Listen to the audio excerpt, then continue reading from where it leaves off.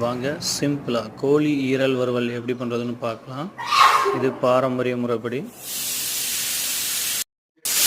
சின்ன சின்னதாக கட் பண்ணிக்கலாம்.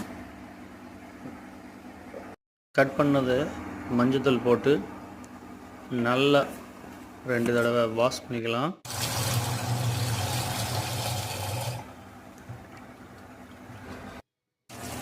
வாஷ் பண்ணதை வடிகட்டிக்கலாம்.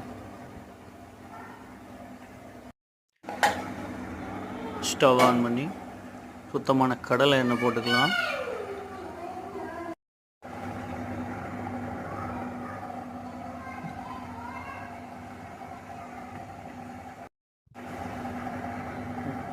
கொஞ்சமாக கடுகு, கருவேப்பிலை, கோழி ஈரலை போட்டுக்கலாம்.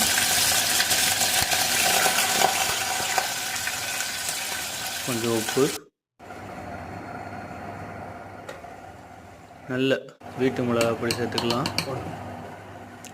இஞ்சி பூண்டு பேஸ்ட்டு, சுத்தமான வீட்டில் செஞ்ச மிளகாய் பொடி. அவ்வளோதாங்க ஃப்ரெண்ட்ஸ். இது நல்லா வேக விடுவோம்.